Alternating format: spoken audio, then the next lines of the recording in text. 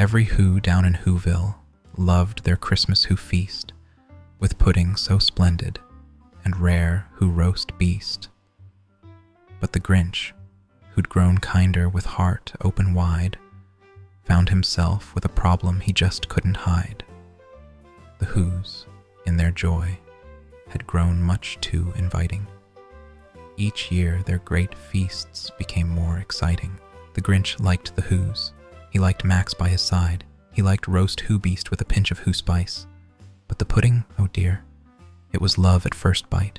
It was creamy, delicious, and utterly right. One bite turned to two, then two into three. And soon he was hooked on that pudding, you see.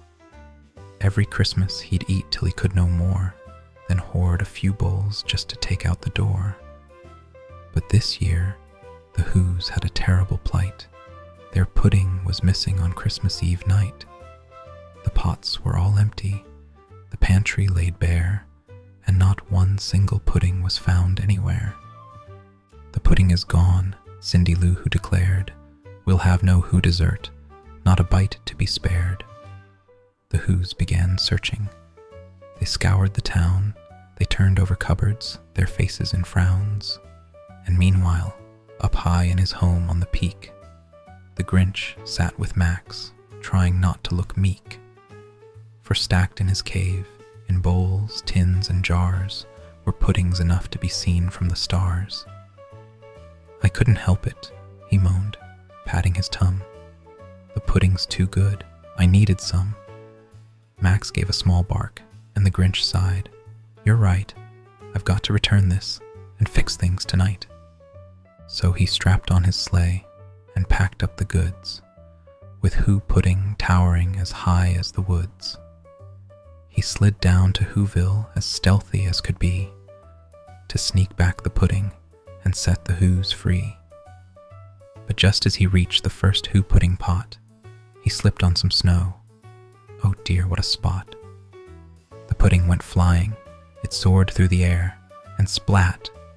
It exploded all over the square.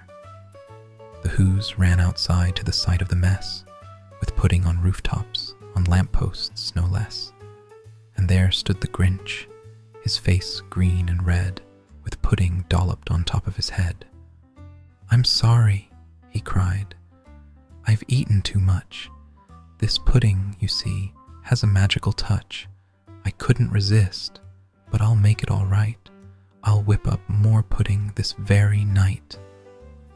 The Whos, though surprised, weren't angry at all. Cindy Lou laughed aloud.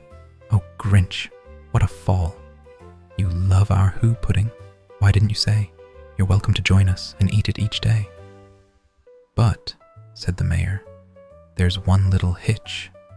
We'll need you to help make a new pudding batch, quick.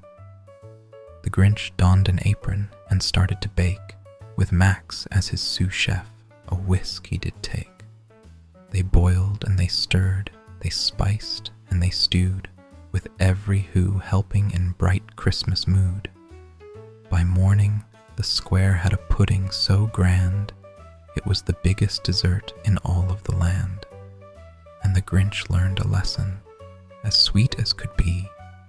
It's better to share joy than to steal it for free. He joined the great feast, with a smile most bright, and helped serve the pudding on Christmas Eve night. So now every year, in the heart of the town, the Grinch makes Who pudding, the best all around, and every Who cheers, from the young to the old, for their pudding-filled Christmas, worth its weight in gold.